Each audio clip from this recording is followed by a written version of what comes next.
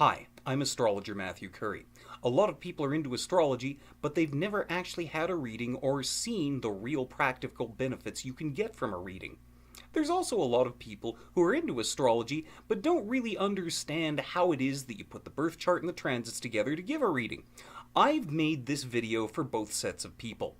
Learning astrology can be a bit like learning a foreign language. It can be a little intimidating, it can be a little weird, 내 허버크래프트는 장어로 가득 차 있어요. but it doesn't have to be that complicated, does it? I'm going to show you in this video, first of all, how a reading works focused on one specific area of one person's personal life. If you've never had a reading, in this video I'm going to show you what practical good it can do you. And if you're a little more familiar with astrology but don't know how to put it all together into a reading, I'm going to show you how that works. Either way, I hope you enjoy. Now, cue the cat, let's do the video.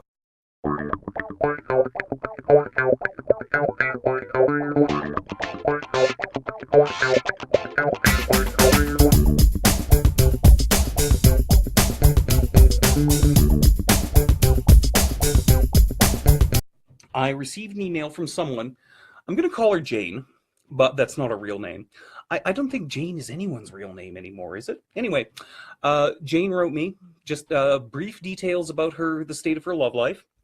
I haven't met her, I haven't seen her, I don't know what she looks like. Two things. First of all, when I tell you that she's about 2 years out of a major relationship that lasted about 10 years long, you now know about as much about her as I do. And secondly, although this is a reading for what we these days call a cisgendered heteronormative female, or I hope I didn't screw that up too badly, the same astrological principles apply to anyone of any particular gender or orientation that you can think of. Now, if you look at this chart that I've posted, you'll notice that roughly speaking, the 9 o'clock position, we have ASC, that's the ascendant, that's your rising sign, and a symbol for the sun and Neptune. This means that this person has Sun conjunct Neptune in the first house in Scorpio, and it's near the ascendant.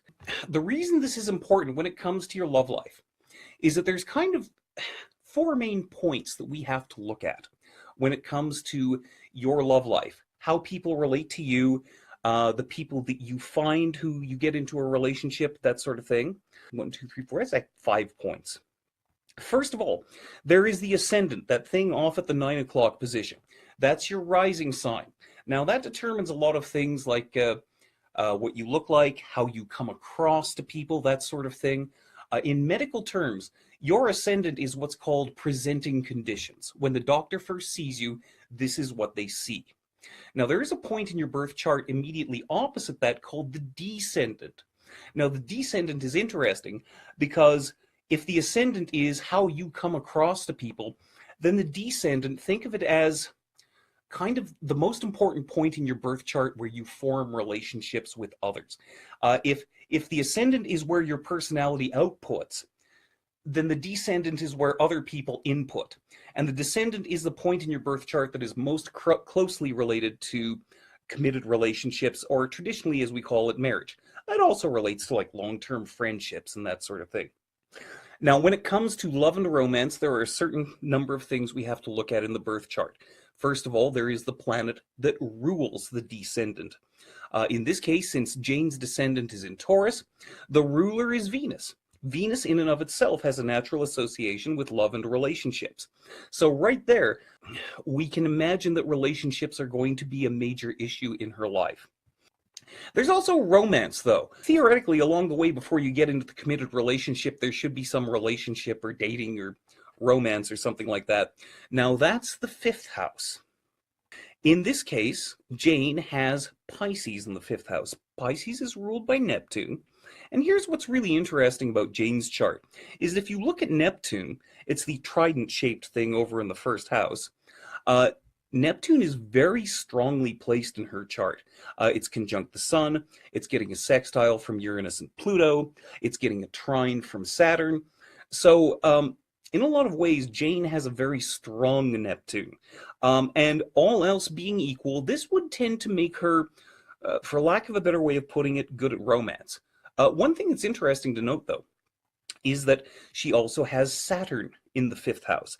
Saturn Neptune may be fuzzy, feel good, and feel like a lot of fun, but Saturn is, let's be honest here, Saturn is kind of a bummer.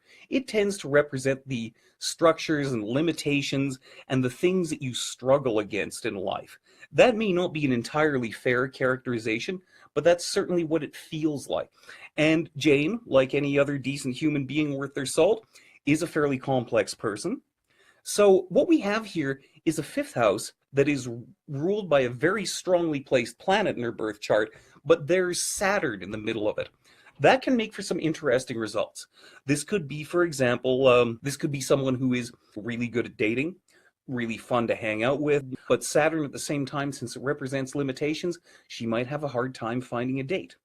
Also, every house in the birth chart rules different things, and we're not going to get into it right now, but because Jane has a very strong fifth house ruler, but has Saturn in the fifth house, this could be, since the fifth house also rules children, this could represent someone who is actually very good with children or really likes children, but has somehow not ever had children of their own, or has had a very difficult time having children of her own, something like that. Like I said, though, we're not getting that far into it right now. We're just talking about the love life. The first house is how Jane presents to people. She's got the sun there. She's got Neptune there. That's a very powerful combination. She is, if she puts her mind to it, someone who could very easily draw people in. She could, in fact, be very charismatic.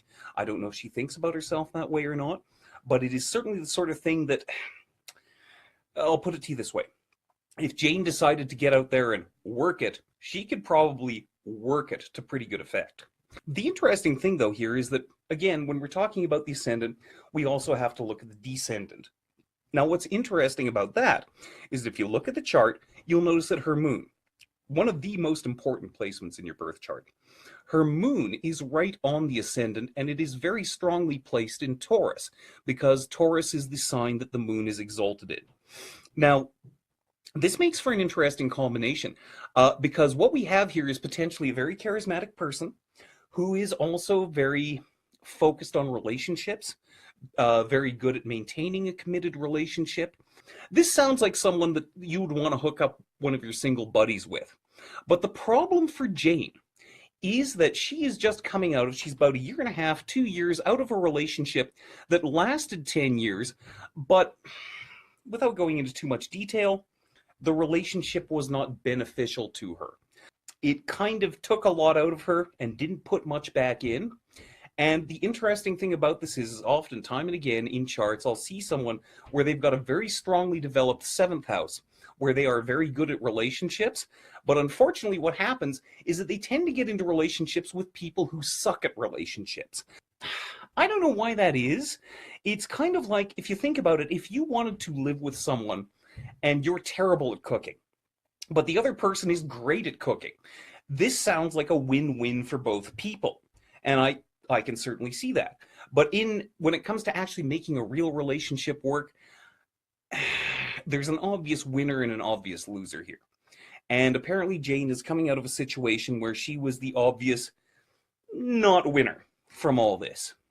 So, when we're looking at a person's love life, the first thing we've got to do is, it's like playing poker. You have to look at the hand you were dealt first. And this is the hand that Jane was dealt. To summarize, she's got a lot of charm. She's got a lot of appeal. She's the kind of person that naturally, if she's single, I'm willing to bet that a lot of people are going around saying, oh, she's such a catch. Hey, have you met my cousin? Something like that. And that's handy when you're looking for a love life. What she's doing, though, right now is she is kind of coming around through the end of the very natural recovery phase that happens when you're in a long-term relationship. Some people, it's kind of common sense that if you're in a long-term committed relationship and it falls apart, you know, the common sense pop psychology advice is to don't get involved with anyone else. Take some time to yourself. If you can't love yourself, how can you love someone else? Yada, yada, yada. If you watch Dr. Phil, you know what I'm talking about. But the thing is, she is like a lot of people. She's coming to the point in her life where she's starting to think, okay, I've kind of learned my lessons from this. It's time to move on. Now, when it comes to time to move on, when we're talking about the actual times in which a relationship is more likely. Um, that's when we have to look at the transits to the birth chart, not where things were when you were born, not the hand you were dealt, but the current conditions around you that are affecting these things. Which reminds me of an old joke. Think about this, people. If you've ever thought you were lonely and you wanted a relationship and nothing came in or anything like that, it even though if you have good transits for a relationship, it's entirely possible that if you're not making any effort, nothing much will come of it. Which, again, the old joke. So there's this old guy named Saul. Goes to the temple every morning, he prays, oh Lord, please, all I ask of you is one thing, let me win the lottery. And he does this every day of his life. He's like started out as a young man, he's an old man now. Every day he goes off and prays, oh Lord, please, just one thing, let me win the lottery.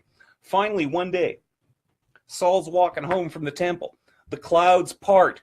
The face of God himself appears in the sky. And God says, Saul, meet me halfway.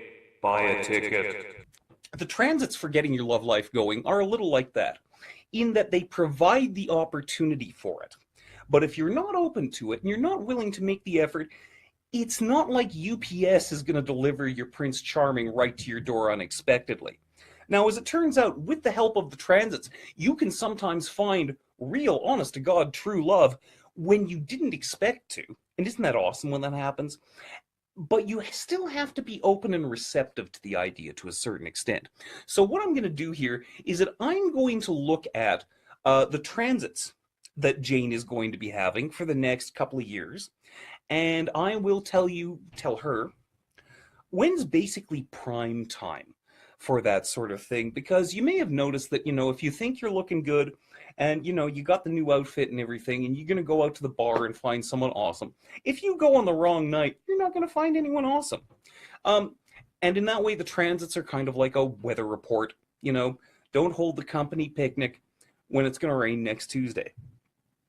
The transits here are providing some real distinct information about when Jane is more or less likely to be able to expect proper conditions for dating or for romance or marriage or anything else. And please bear with me, Jane, if you're watching this, because I have really good news for you. But the news isn't great right away. Because if we look at your birth chart and we look at the transits, transiting Saturn, again, which represents strictures and limitations and, the stuff you don't want to do. Remember when you were a kid and you didn't want to do your homework, but you had to? That's Saturn. If we look at where Saturn is right now, it's now within close conjunction range of your natal Venus. And it's going to be that way off and on throughout 2018. Venus, of course, has a natural rulership over love and romance, but it's particularly important in Jane's case because it is also the ruler of her 7th house, and also it's the ruler of her moon, which means that regardless of whether we're talking about romance or anything else, transits to Jane's Venus have a lot to do with her comfort level with life, whether or not she feels in her gut that everything is going well and that she's comfortable and she's happy with things. And Saturn passing over that, not such a great time, okay? But bear with me, we got good news yet. Because for one thing, if you rise to the challenge of Saturn, it will more than pay off. Saturn doesn't give anything away, but if you work for it, there are tremendous rewards there. And with transiting Saturn passing through her 3rd, there's all kinds of things I could say about that, but I'm focused on the love life. Basically, what I'm saying here is that the next year, whether Jane has 100 dates or 0 dates, is that when it comes to how she expresses herself to a potential partner, although that may not come easily, although there may not be a whole lot of opportunities, she will benefit from the lessons that she has learned, that she will learn throughout 2018 from this. Oh, one more thing I should mention. You can learn a lot by what planet rules a certain house in your chart. You can also learn a lot about the nature of that house based on what house and sign the ruler is in.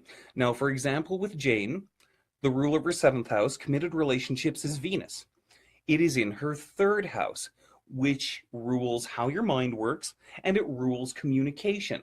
The upside is that Jane is probably particularly drawn to smart guys, or articulate guys, or guys who communicate well. The downside is that she is probably a sucker for guys who talk a good game. See, there's a good and bad for everything here. Now, as far as the general conditions, as far as whether or not Jane can get a date or find her soulmate or have fun going out to the bar or, getting her twin flame or anything, anywhere in between, we need to look at her transits. What's interesting is that there's a stretch of time from May to December coming up this year when transiting Uranus always brings weird and electrifying and usually pretty good results when it's in a trine to a planet.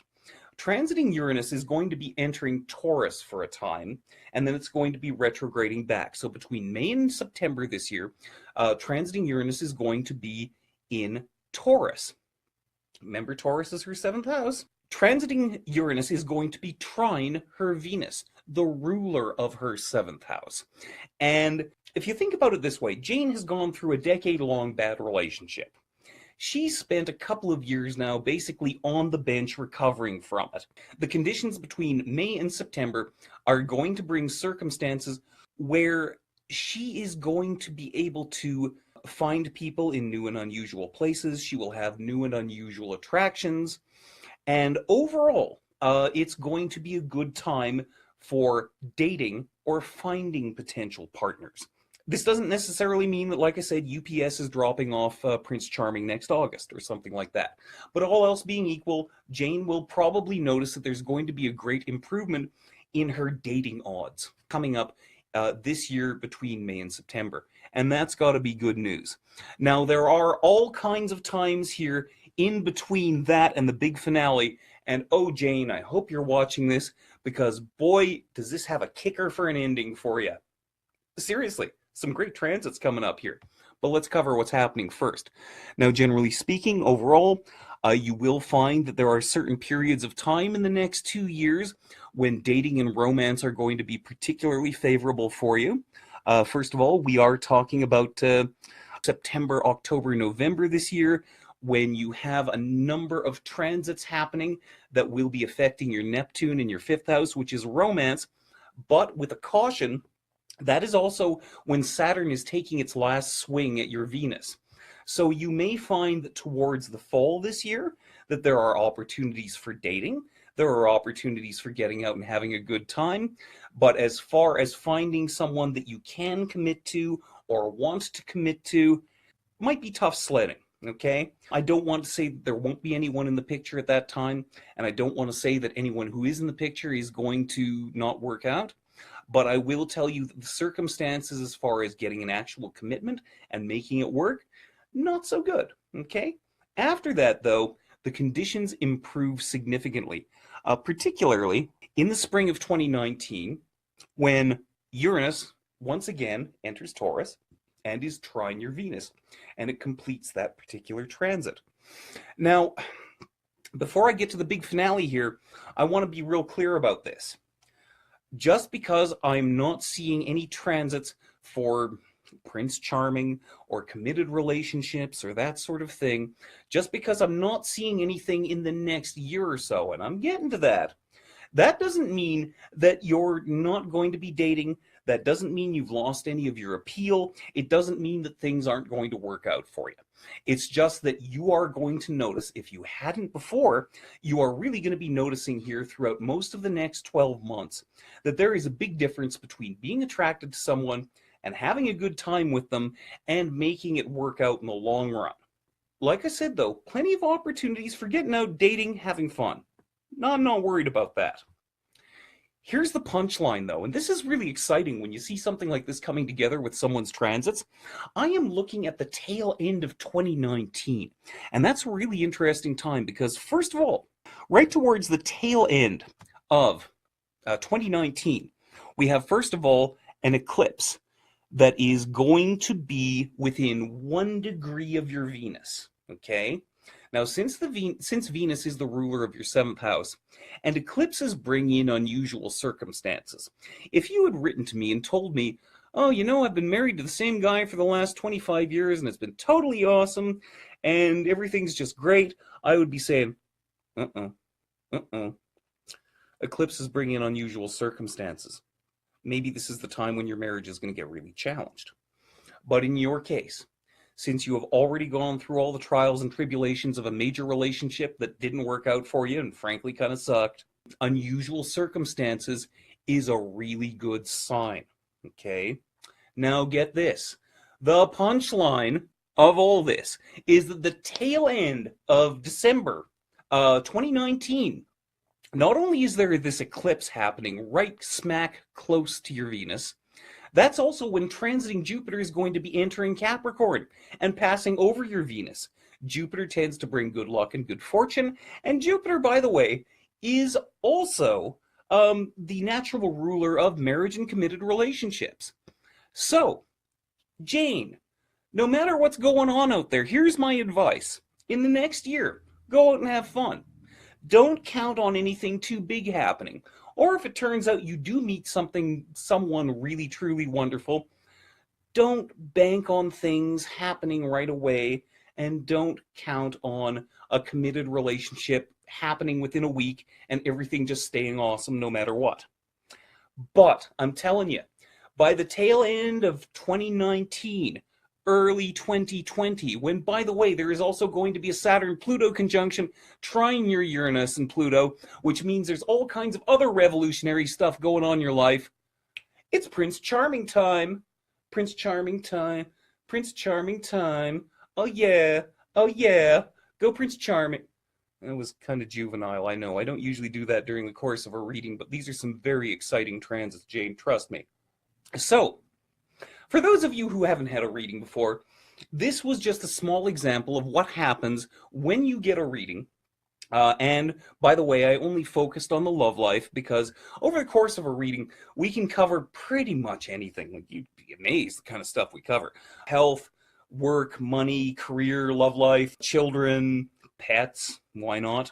But Jane, I want to let you know that I think looking at your birth chart, I think that you are excellent mate material. I think you're going to be finding that. And the good news is that you've got the transits on your side.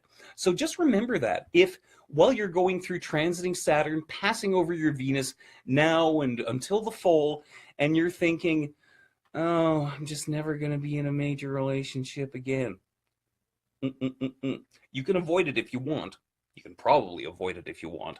But overall, I'm telling you, tail end of 2019 into 2020, conditions are so good that I've got to say honestly, you know what? If you get married again, have an open bar and invite your astrologer. I'll bring a date, a double Scorpio. So anyway, that's kind of more or less sort of how our reading works. I'm Matthew Curry, your friendly neighborhood astrologer. Write me today for information on a reading and a free ebook, because why not? And until next time, my friends, those I've met and those I haven't, from all of me to all of you, good night, Susan. I love you.